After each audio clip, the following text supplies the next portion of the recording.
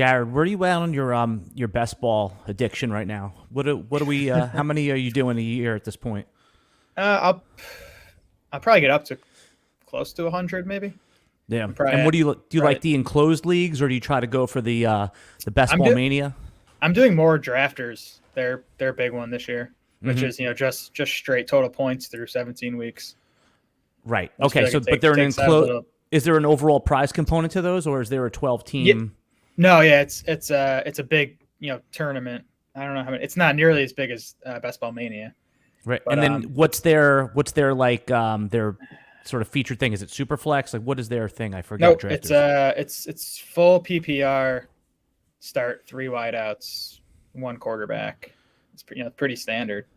Yeah. So I think nowadays, remember when you used to say like, oh, you're doing 50 drafts? What a nuts. I think like 50 now. Like if you do 50, like you're just like a chump. Like you need to get to triple digits to be taken seriously. But the reason I like doing a lot of best ball drafts, and I know this is why you do it too, is like not only is it fun, you can win some money, but it really is the best way to find to really predict the market and understand ADP for our real seasonal drafts.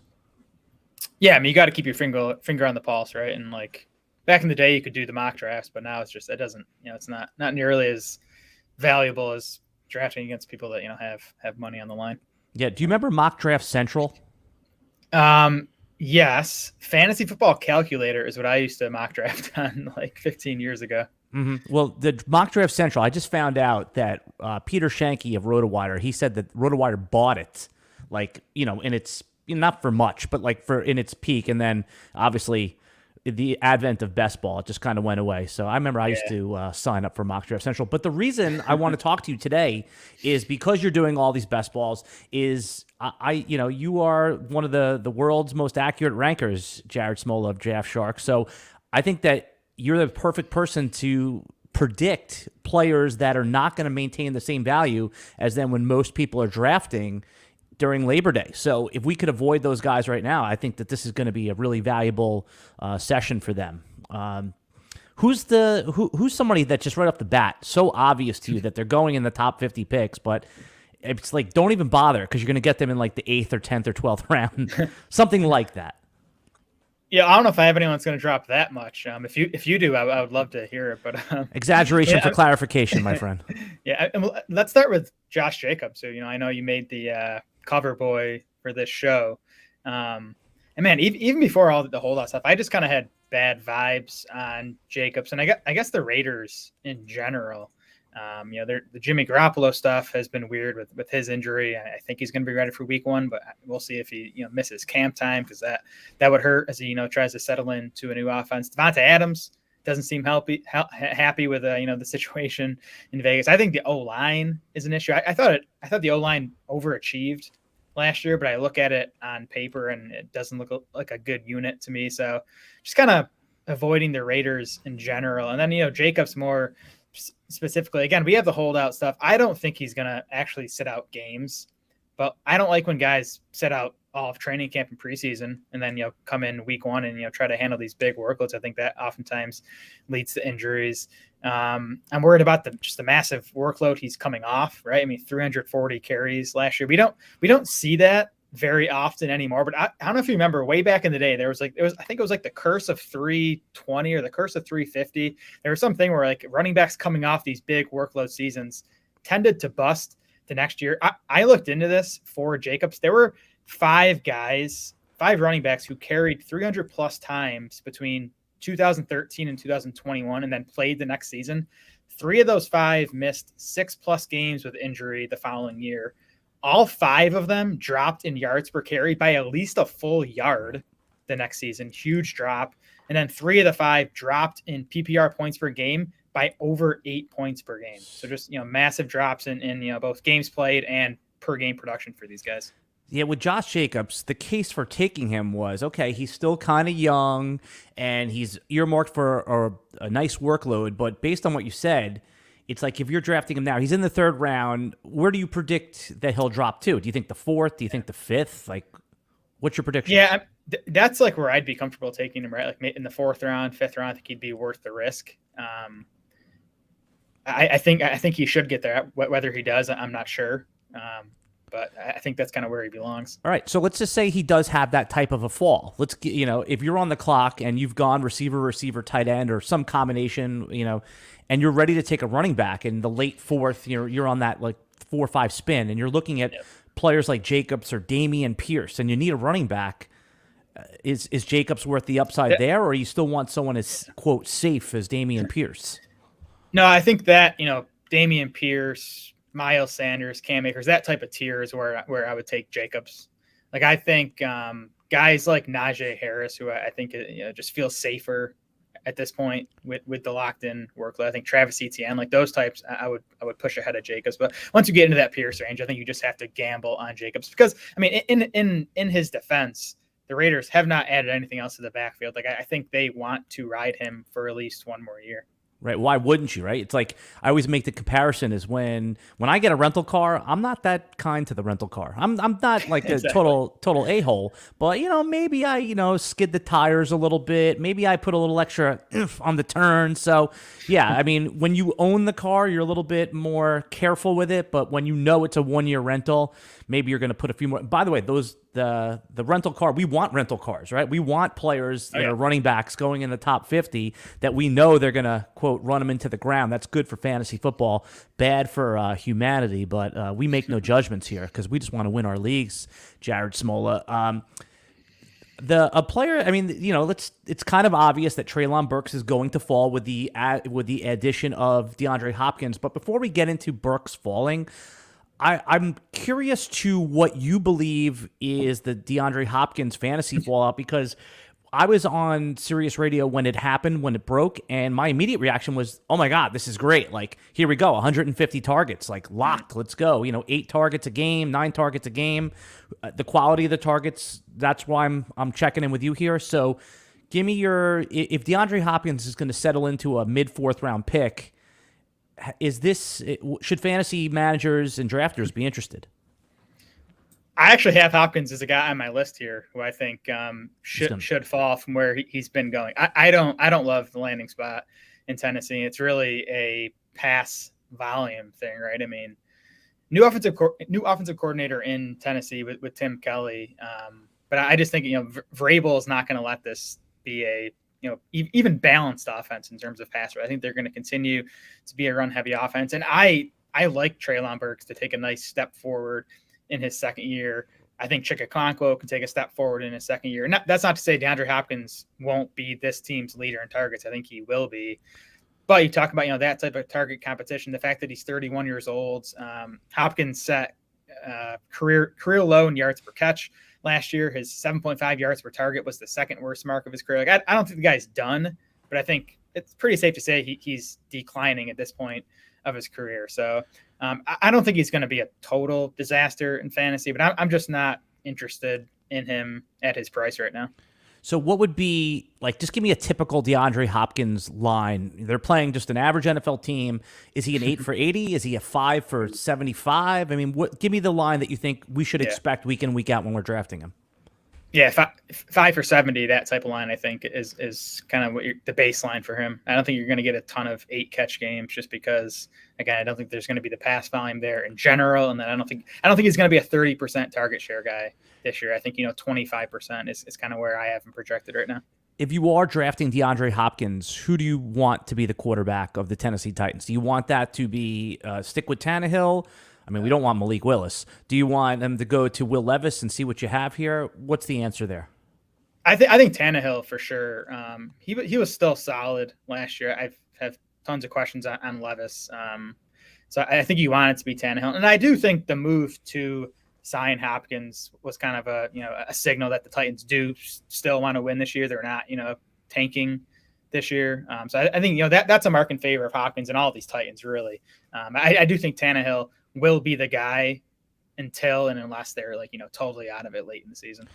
I reject that teams even contemplate tanking before the season starts. I think that, if you're a new take Arizona, everyone believes they're tanking to get, Caleb Williams, but the new coach, new GM, they're not coming in thinking they're losing. Like, everyone's like, oh, they'll be forgiven for losing. But do you remember that the Bengals, when they won one game in 2 years, like, that counted against the coaching staff? So they're going to do everything they can to win because you never know. And if they're 3-2 for some reason, and even if it's fluky, the coaches start to believe. So, yeah, I mean, and Mike Vrabel, I mean, they had a team that a couple years ago that we thought wasn't even maybe a fringe playoff team, and they were the 1 seed. Now, they were kind of a Fugazi 1 seed, but nonetheless, I mean, this is how, if you when you're playing, pickup basketball or just a flag football game, you're not tanking. Like you're trying so hard to win. Imagine when there's millions of people watching and all that kind of stuff there. Tanking's probably the wrong word, honestly. Like with the Titans in particular, I guess it's more that, halfway through the season, if they're 4-6 or whatever, they just take a look at Will Levis. Not saying they're not trying to win, but they're more willing to see what they have in someone like Levis. I think the Colts are an interesting example this year too. Not to get too far off topic, but the Colts, everything I've read from their front office and coaching staff, it's like their priority this season is just getting Anthony Richardson on the field and getting him reps more so than like trying to win games. Because I feel like they're saying like, okay, Gardner Minshew probably gives us a better chance to win, but we know we got to get Richardson out there if we're going to start to develop him. Yeah, I mean, and there's also a difference between taking, and that's a really good point that you made there. There's a difference between taking a player in the top 5, a quarterback, and someone that fell to the second round. The teams just think of it differently, right? You have to get your first round pick to be an immediate impact player. Just not to stray too far off of our predicting 10 players who are going to plummet down draft boards, but what week does Anthony Richardson start? What is your prediction? I think I'd say he's like 50-50 to start week 1. And I think by the end of September, he'll be in there. Yeah, I would say in my prediction is week 1, lock it in, or by the second half of game 1, because do you remember Deshaun Watson and Tom Savage? Yes. Yeah.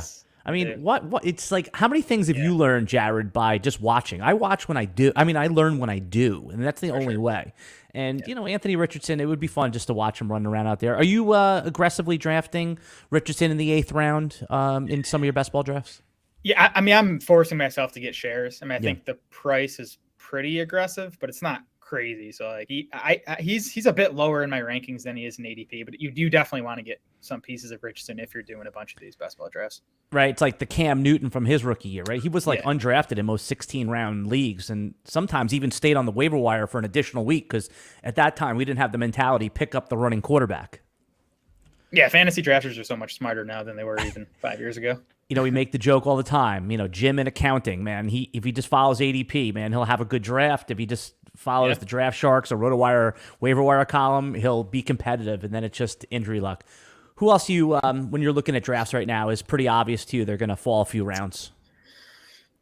Let's talk about like the guy I'm fading heaviest right now, and I think should drop an ADP. We'll see if he does. But George Kittle, I have like no George Kittle, which is a little scary. I get the argument for him in best ball is that he does still have the spike weeks. Jared, you know who's better in best ball? Every single player.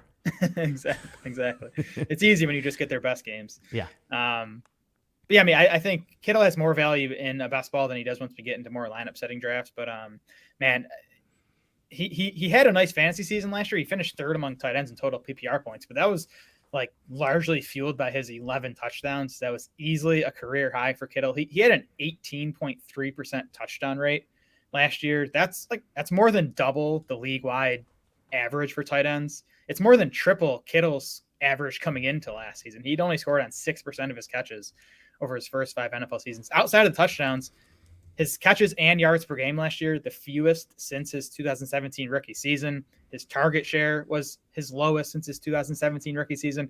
Also posted his lowest marks in PFF receiving grade and yards per route run since his rookie season. He turns 30.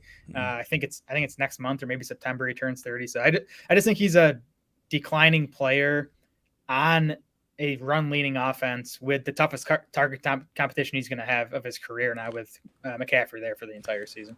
I'll ask you that same question that I did about Tennessee. If you were George Kittle or any of these pass catchers, who do you want to be the quarterback? Let's not say if this guy's healthy, just of what they have right now. They have Darnold, they have Trey Lance, they have Brock Purdy. Which one's the best for the receiving options? I mean, you don't want it to be Lance because if it's Lance, they go even run heavier. So Purdy or Darnold, I think you probably got to lean Purdy just for what he did over the 8 games last season versus what Darnold's been in his career. But really, anyone but Lance for the pass catchers is, I think, what you're looking for. Right. So I like what you said about Kittle and maybe avoiding him because that's just not how I construct my tight end teams. Well, where he goes in like the 5th or 6th round or whatever it is. Well, actually, let me give you a quick either or. Darren Waller or George Kittle for fantasy football. Yeah, I have Waller over Kittle straight up, Okay. and Waller is available like a round or two later. All right. So, but you see that the market, you're telling people to fade him, but do you think Kittle's going to drop, or is his name brand going to buoy him in the ADP? I think it's going to buoy him a bit. I could like Waller's already been buzzy for the Giants this spring. I think that continuing training camp, I wouldn't be surprised if he climbs a little bit. I think Dallas Goedert should climb a little bit. So I think you could see Kittle fall, a spot or two among the tight ends. And that's huge in that range right there. We just kind of hit on it that you're not going to take Kittle, one, because you don't like the player given his price. I always am fascinated by how people handle tight ends. Let's say in your most important single bullet draft here, meaning like you're in a $500 league, real money. And how are you going to play tight end? And I guess I know it depends on where you draft, but I guess really what I'm saying is if you're in the middle of the first round, are you going to take Travis Kelce? Do you not like how your teams? What do you think is the optimal way in 2023 to handle the tight end position? Yeah, Kittle's more of a end of round one target for me if he gets there. Kelce. Kelce. More of an end of round one target for me. So I don't have a ton of him. I love David Njoku. I'm big on the Browns passing game in general this season. I think Njoku is going to be a big part of that. So, he's available 7th, 8th round a lot of times. I like targeting him. If I don't get him, I like the Greg Dulcich, Chigakonko range. If you're kind of, not punting the position, but waiting, you can get one of those guys in the double-digit rounds usually. I think they're two of my favorite breakout tight end plays this year. Chig, talk about players that are tumbling down the board. I mean, I had to get Chig in the best balls around round 10. I got him in round 12, and nobody was fighting me for him there. So still in on Chig, given that the price is probably now around 12, 13? Yeah, still on Chig. I mean, if you sit down and look at the Titans, I mean, it's Hopkins, Burks, and Chig. Like he's going to be the third option in that passing game. So I think there's still enough for him. And tight end, you don't need huge volume to pay off at tight end, right? It's more of a touchdown position for starters. And Okonkwo is a guy that has shown, at least so far in his brief career, that he can make big plays. Ramondre Stevenson feels like a guy that might start plummeting down draft boards right now for a couple reasons. Ramondre, I mean, the days of round 2 Ramondre are over, but he's still locked into the middle of round 3 here. So do you predict that Ramondre might be one of the players falling? And if so, where to? And kind of game out some of the scenarios that could happen with some of the free agents, if you don't mind. Yeah, I think Leonard Fournette would probably be the worst case scenario for Stevenson because we know the pass catching stuff is worth more than rushing production in fantasy for these running backs. We want Stevenson to hang on to that pass catching role. And, that's something Fournette has done throughout his career. So I think he'd be the one that would cut into Stevenson's pass catching role. All right. Before we go any further, we're going to talk about with Jared our 10 players that are plummeting down draft boards that we predict. So be careful about drafting these guys because when you draft for your seasonal league in the end of August or beginning of September, you might be able to get a better deal on them. But just want to let everybody know that the RotoWire Fantasy Football Podcast is brought to you by Circa Sports. Have you been out to Circa Las Vegas, Jared?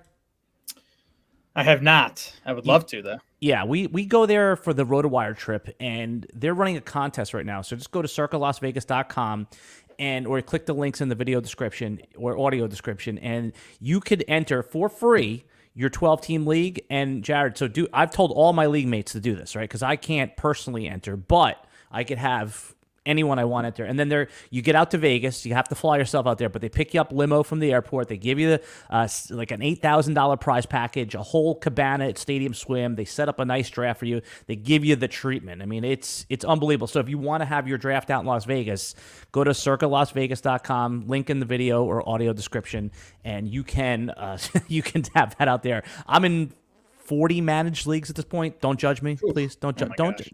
I see judging going on over there. I just feel bad. I feel a little bad for you. I know, I'm trying to turn them into best balls, but yeah. So you could do your leagues over there, and so that's what I'm telling people. Unless it's best ball, I almost don't talk to me anymore, right? Because it's complete hell. It's complete hell. All right.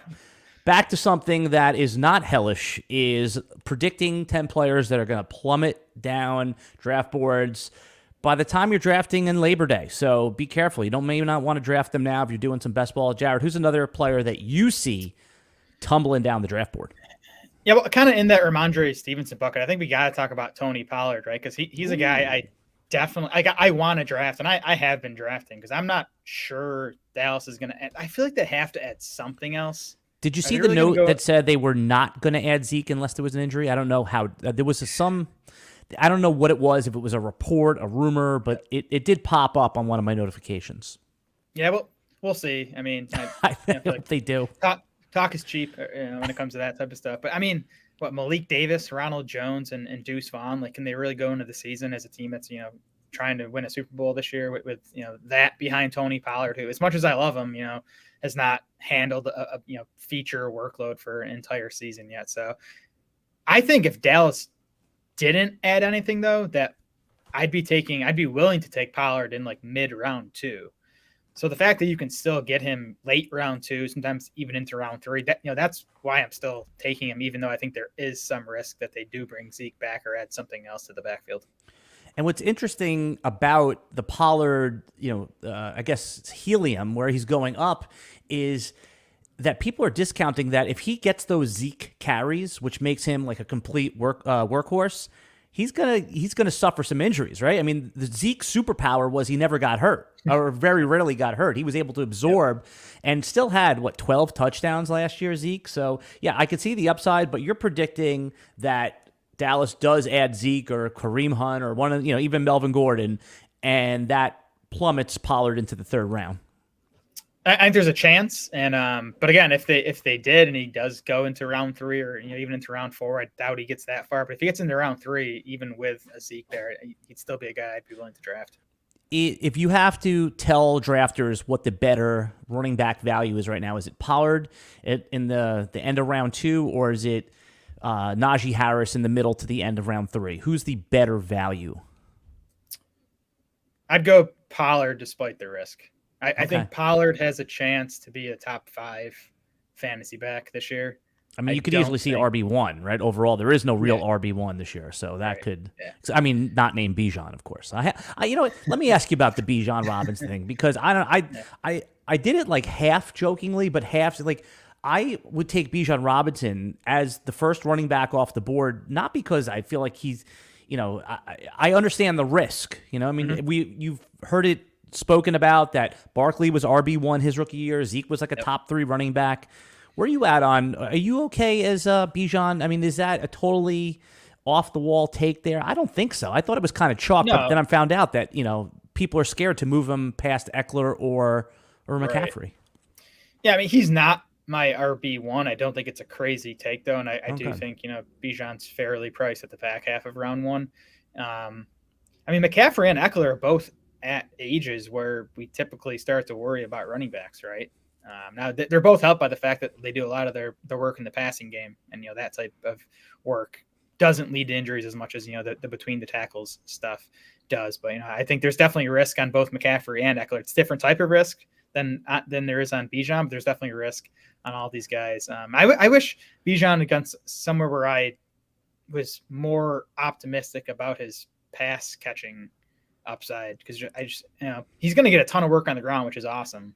But I don't know how much work he's going to get in the passing game. Like, for example, if he was drafted to Tennessee and Derrick Henry was traded, you would feel better about Bijan as like, does Tannehill drop off to the running back? Or not so much? I mean, that's a similar landing spot, honestly, right? Because it's another run heavy offense. So it kind of would have been. I mean, the nice thing about Atlanta is that running game was so good last year with Tyler Algier and Patterson and these at league average type running backs. So the scheme Arthur Smith is running up there is definitely working. So I mean, Robinson's rushing upside is massive.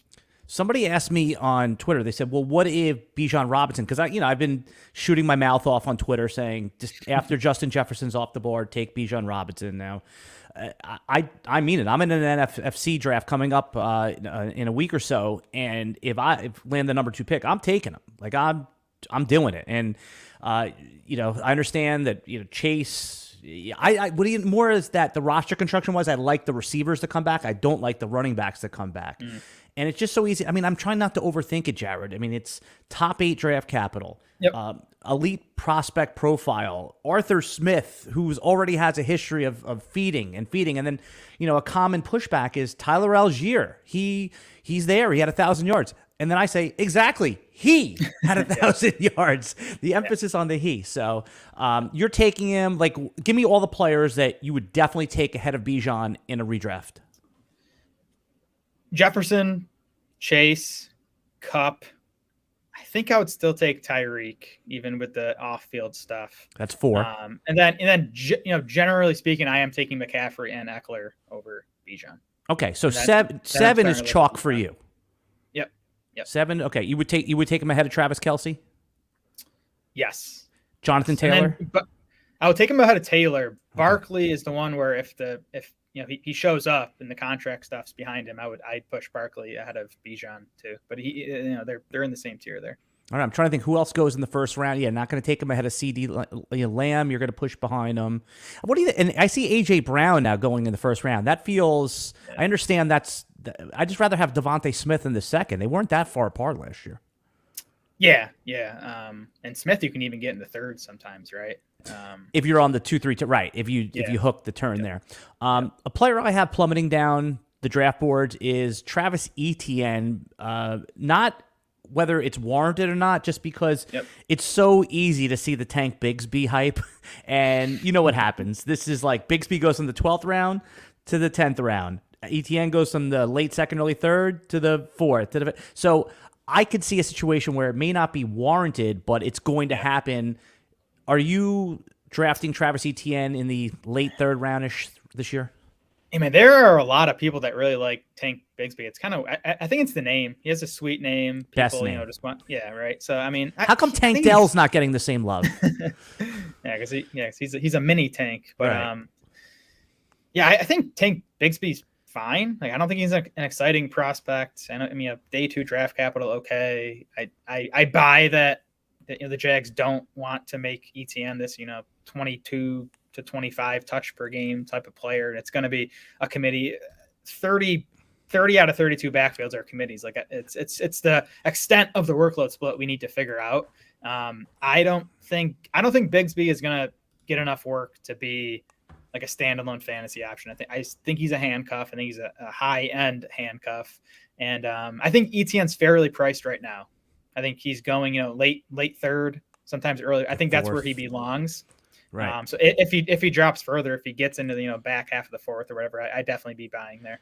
Yeah, I mean, it's not what's actually going to happen. I'm just trying to predict the psychology, and they're going to say nice things about Bigsby, and that's going to drop Etienne a half a round, a full round. He's going to get the Kenneth Walker treatment before we know it, right? I mean, and that's another one. Like Kenneth Walker, I can't even believe I saw him go in the 6th round of underdog. Now I know it's wide receiver bros there that are pushing that down, but before we steer too far away, Kenneth Walker, I mean, it's still the same players last year. What do you think the Charbonnet effect is going to be for 2023? Yeah, I mean, round 6, I'm a big time buyer on Walker. I think round 5, he's worth taking. I mean, I think Charbonnet's good. I think Walker is the better runner. I think what he did his final college season and what he did as a rookie in the NFL. I do think Charbonnet is probably likely the better pass catcher, and I do think he's going to take some of that work, which hurts. But I think people have sort of overdone it with the Walker dip in ADP. I'm here with Jared Smola. Everyone knows Jared from Draft Sharks. You follow him as I do at Smola DS. Jared, any podcasts or written work that you want to bring everyone's attention to before we move forward? Yeah, the Draft Sharks podcast, and then all the written stuff is up. I did just publish our first round by round draft guide for the season, sort of taking an in-depth look at how I'm attacking these 12-team drafts. So that's up on the site right now. All right. Jared's also a really fun follow. Pulls out a lot of good analytics. Gives his opinion and both sides of it. Doesn't make any declarative statements, just puts the facts in front of you. Jared, I think you're laughing, but I think you're one of the most valuable follows on Twitter because you're putting facts out there and then drawing some conclusions, but leaving it open for everyone to draw their own conclusion. I think that's why you've had a lot of credible longevity in fantasy football. We're talking about players that we predict will plummet down draft boards. I guess I've been very vocal to my inner circle, but I just don't understand why anyone is drafting Breece Hall in round 3, 4. Doesn't matter. It's just you will usually make money in fantasy football fading injury optimism. And Jared, this was a week 7 ACL. ACL is a serious injury. So Breece Hall, plummet, is he plummet worthy once we get closer to Labor Day? I think, if they sign Dalvin Cook, which we've heard whispers about, or one of these other free agent backs, then Hall will plummet. If they don't, I don't think he will. Honestly, I think there's enough optimism on him for the brief sample we got on him last year, the fact that he was a high-end prospect, the fact that I think people do want to buy into the Jets offense. I do think round 3 is kind of where he's going to stay if they don't sign someone. If they don't sign someone too, I think that's a good sign about his health. All right, here, and that's that's what the market believes what you just said. And that's where I'm starting to be like, oh my God. I mean, literally everyone's running this way and I'm running that way. It's just that week 7, 8, let's say he's ready, because usually it's like return to play in about 10 months, return to full health in about 18 months. So 10 months is around week 1. I'd kind of jokingly said that James Conner is going to outproduce Breece Hall this year because I'm going to get a 6-week head start. That's give me a 6-week head start and I got it. But take out James Conner, put in Dameon Pierce, put in Miles Sanders, anyone who's a starting running back that gives me a 6-week head start. Now, it's just that a week 7 ACL, man. I just think that given the options that you have in the 3rd round, Najee Harris, DK Metcalf, whoever your favorite third, sometimes the elite quarterbacks are in the 3rd round. You're going to take a week 7 ACL player. I believe that's a bad bet. And it's if you're wrong, like let's say Breece Hall is 80% of himself, you don't get burnt on that pick because the player you took is an elite option also. Yeah. So I'd say a couple things. One, I think the way Hall was trending last year before he went down, like he might have been a 1st-round pick this year. He would have been the 1-1, a defensible 1-1, Jared.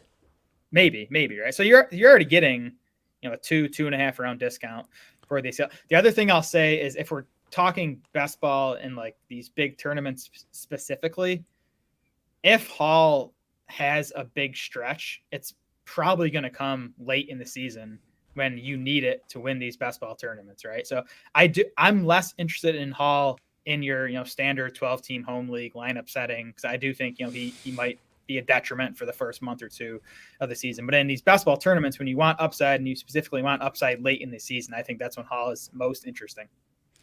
All right, who else do you have falling down the draft boards by the time everyone does their home leagues in around Labor Day? How about DeAndre Swift? I feel like he's already sort of a polarizing player. Like he has some fans. A lot of people, think the guy sucks. I'm sort of somewhere in between. I think he has a role. I don't think his role is ideal in Philadelphia, with, again, a run-heavy offense that, at least last year, didn't throw to their running backs hardly at all. The reason I think he might fall, though, is because I just think Rashad Penny is a much better runner. And I think Penny, assuming he stays healthy throughout August, is going to kind of emerge as the clear early down guy in the back. I think Swift's going to handle the passing downs for sure. He'll mix in early downs as well. But I think Penny is going to emerge in August as the guy you're going to want in that Philly backfield. Yeah, I mean DeAndre Swift's already a 7th-round pick right now. So you think like that. You think as it becomes clear that Penny is the lead back and that all the other pieces are just ancillary, we might be talking about 8th and 9th round DeAndre Swift by Labor Day? I think so. I think it's where he should be going, especially if you're talking, like half PPR on underdog. Interesting. So, wow, this is shocking because I already thought we were getting a deal on DeAndre Swift. I didn't even thought about it like that. We had someone, by the way, that you basically persuaded, Terry in the chat, who said that he's rethinking his life on George Kittle now. So, just remember, you're really persuading people here, moving the needle. So, that's why I love having you on. You do make a persuasive case, and you've had accurate rankings in the past, so it's hard to dismiss you there. Recently, we had some news this week about Jordan Addison doing the speeding 150 and a 40 in a 55 or whatever it was, something like that, non-alcohol related. So is he an obvious plummeter, or do you think fantasy drafters are going to ignore that and just keep taking him in that 6th to 7th round range? I don't think he's going to drop much. I don't know what's the sentiment out there. Are people expecting him to be suspended? Because I'm definitely not. I mentioned last night on Twitter that Marquise Brown had a very similar issue last season with he was going well over 150 mile per hour zone or whatever, and was not suspended. So I don't expect Addison to be suspended. I don't think he should move in ADP based on this. The only thing that's different than Marquise Brown and this is that we're in the post Henry Ruggs thing, and these are two different cases. They're not even close to similar, but that's where a lot of the public perception is going to go, right? And again, it's not saying what should happen. We're trying to predict what will happen. So I think maybe like there'll be a temporary dip. Like, Underdog's got like 50 drafts an hour popping off. So in these drafts, while the news is breaking, sure, maybe instead of taking him, you're going to take, Burks or, whoever else is in there. Maybe you're going to take a tight end. But like you said, as people forget, just like the news cycle. Couple other pieces here. Joe Mixon has had a yo-yo ADP. Drops when he thinks he's going to get cut. Now he's signed, then he's rebounded a little bit. Is Joe Mixon someone that's going to plummet, do you believe? And where do you think that you should draft Joe Mixon, being that he's in the good offense, lead back? What's Joe Mixon's story? Is he a good pick in the 4th, 5th round?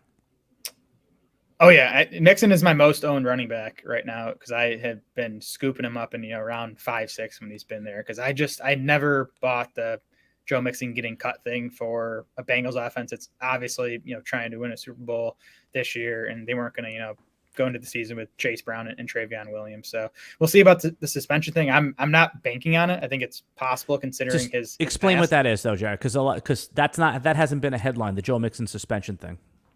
Yeah, well, he had the incident. They did a couple days before their playoff game versus the Bills last year, and of course, he had some incidents in college as well. So there's a bit of a history there. So there is some suspension risk on Mixon.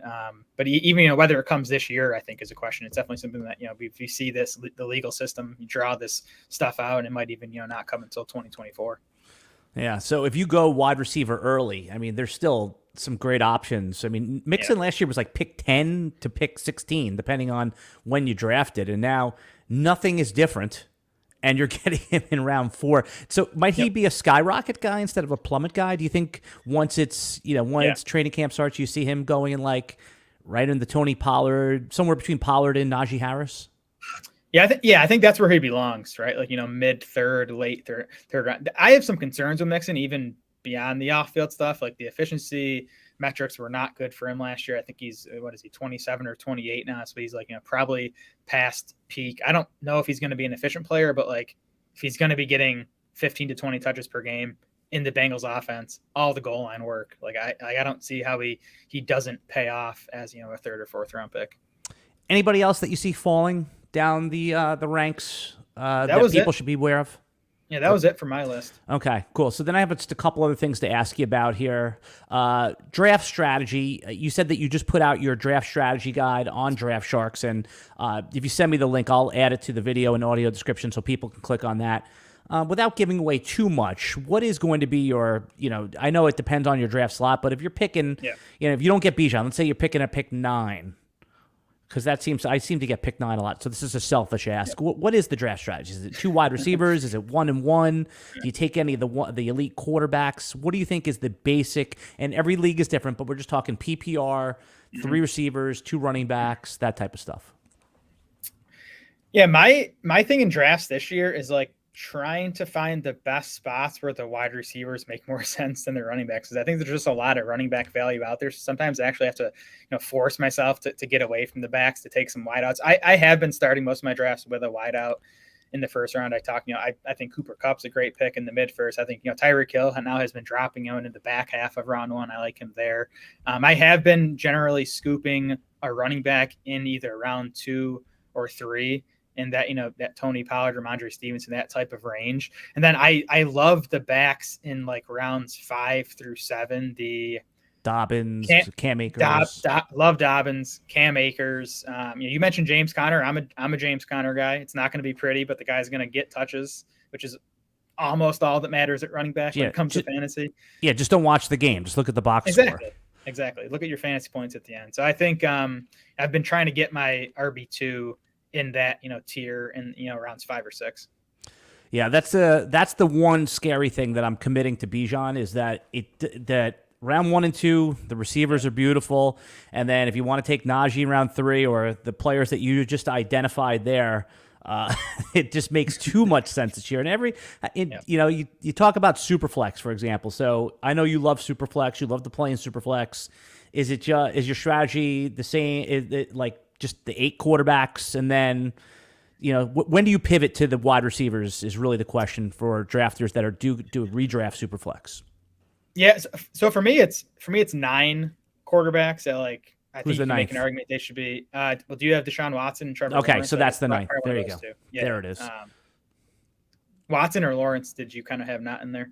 No, I was, again, the 8, Lawrence and Fields were in there. Watson, I would put in there as the 9th, but I know that it's surprisingly I just did a Superflex redraft, and I got him in round 2. So for some reason, there's people scared off on him thinking that he's last year Watson rather than the 5 years plus of sample that we already have on Watson. Exactly. I'm with you there. I love Deshaun Watson. So I'm willing to take him in round 1 in Superflex. After those guys are off the board, I kind of like waiting at that point and just, grabbing a couple more. I think Kyler Murray is a great pick in Superflex. I know, he might not be usable for the first, 6-8 weeks of the season, but 11. I still think I don't know. We'll see. I no like the doctor, pushback here because, you said, what if Arizona is 2-9? Is that a reason to play Murray because it doesn't matter, or is that a reason to not play Murray?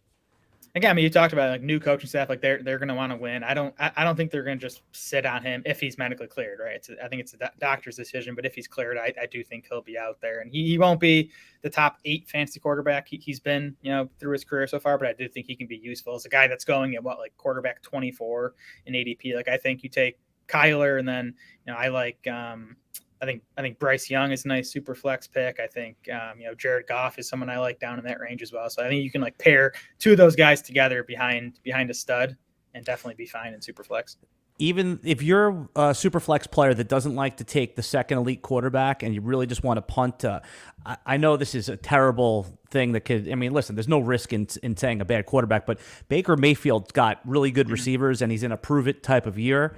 Yep. He's going after some non-starters right now in Superflex draft. Like Will Levis goes ahead of him, right? I mean, other players that are, like you talked about Howell and Ritter, those guys aren't guaranteed to play a full season. Baker, more or less, anything less than disastrous is going to play start the first 6 or 8 games.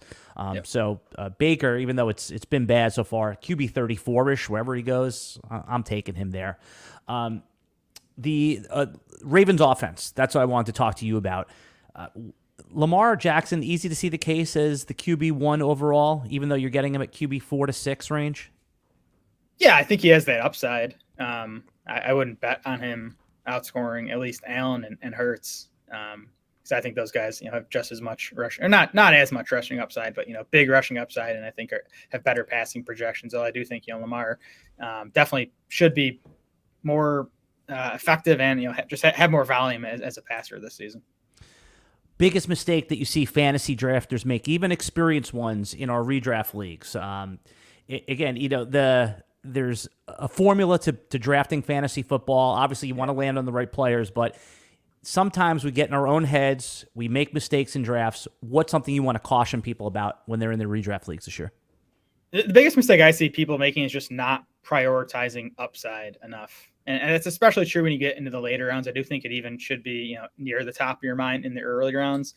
But for me, once I get to, and I guess this is talking, I guess it's talking all formats, but specifically lineup setting leagues where you do have a waiver wire to churn through guys throughout the season. For me, when I get to round 10, at that point, I'm almost assuming that I'm going to end up dropping these players. I only want to be taking players that if they hit can actually be difference makers for me, or at least be starters for me. And if not, I'm going to dump them and work the wire throughout the season. That statement about you're going to drop players that in the double-digit rounds anyway, this is the reason in my leagues where I still have kicker and defense why I take Justin Tucker in round 12. because you're not gonna drop Justin Tucker. He's going to be a top 5 kicker, and he's got a week 13 bye. So by the time you have to rotate him out, you already know if you're making the playoffs or not. So are you signing off on a round 12, round 13 Justin Tucker, or is that just too cockamamie for you? No, I get the argument. It makes sense. Personally, when I'm in drafts, there's always like someone else. I'm like, I got to have this guy. He has that upside I'm looking for. I can't spend this 12th round pick on Tucker. I got to have this other guy. So I'm usually not the Tucker drafter, but I do think your argument makes sense. But think about, okay, what if I told you that a non-Tucker, let me say the Jets kicker, right? Whoever that's going to be, is going to finish as kicker 1. Only you know that. No one else in the world knows it besides you. I gave you a crystal ball. Where would you draft him, knowing that you have this information? The number 1 kicker in fantasy football. Where would you draft that player if only you knew that he existed? I would draft him 1 round ahead of whatever his ADP is. Right? Like it's like the Tom Brady argument. If you knew Tom Brady was going to be Tom Brady, you wouldn't take him in round 6. You wouldn't risk it. Right. But you would only take him in round 5? Like, you wouldn't take him in round 3?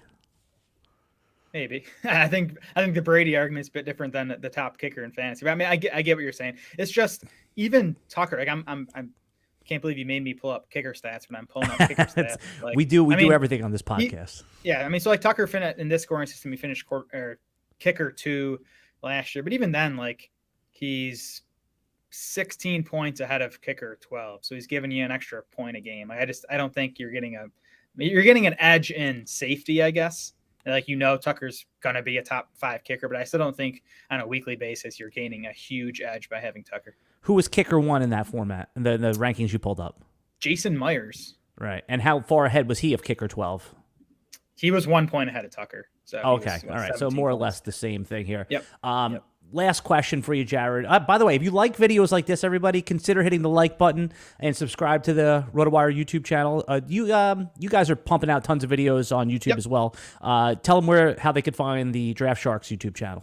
Yeah, it's Draft Sharks Fantasy Football on YouTube. I subscribe to that. So go subscribe to that. Subscribe to this channel. And like I said, if you're watching this video, if you wouldn't mind hitting that heart button, that helps us out as well. I didn't prep you for this, so it's okay if you need to think it through. I'll kill time.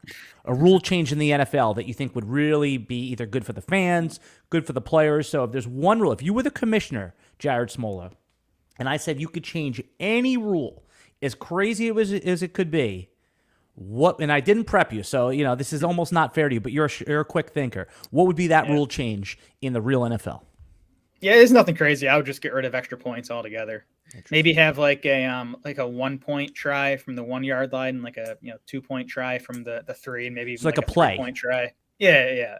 So maybe expand the 2 point conversion. Give teams like a 1, 2, and a 3 point option or something like that. Just get rid of the extra point. We don't need it. It's literally the most boring play in the NFL. Yeah. And do they do that in some of the other ancillary leagues? Do they put I got to admit, I'm not into the ancillary leagues at all. It's NFL or college football or bust for me. Yeah. You brought up college football. I just want to ask you a couple guys. Lightning round here quick. JSN in the 6th round, 5th round, wherever he's going, 7th round. Are you taking him this year? I'm fine with him there. The reason I don't have more is because I still prefer Tyler Lockett straight up. Yeah. So and they're kind of close in ADP now. You kind of almost do have to make that decision in a lot of drafts. In preparation for this podcast, I looked back. You were on Wan'Dale Robinson. I thought that was a good pick until he got hurt. Who's somebody that goes in those rookie drafts in like the 2nd round, maybe a late round in best ball? It doesn't matter if it's a wide receiver or running back. Who's somebody that you found yourself? You're not planning a play, but you just keep drafting because you see the case. I've taken some shots on Cedric Tillman, who I liked as a prospect. And again, I'm just in on that Browns offense and passing game in particular. So I have a lot of Deshaun Watson teams, and I'll just take Cedric Tillman in the last round of these best balls. All right, follow Jared as I do, at Smola, SMOLA DS for Draft Sharks. He's a great follow on Twitter. You can follow me at Alan Seslowsky. And right now, RotoWire is letting you peek behind our paywall for free. So if you want to check out our draft kit, our fantasy football rankings, everything, right now you could just go to rotowire.com/pod, POD, and the paywall unlocks for 2 days. You just put in your email, the paywall unlocks. There's nothing to cancel. There's no credit card. Isn't that the most annoying thing when you have to put a credit card in somewhere, Jared, and then a Spotify or Apple Music, and then it auto renews? You're like, no, I just wanted to get the free trial. So with RotoWire, you don't don't have to do that, everybody. All right, we'll be back next week with another RotoWire Fantasy Football podcast. Subscribe to the channel. If you have any questions about any of the players that Jared and I talked about, DMs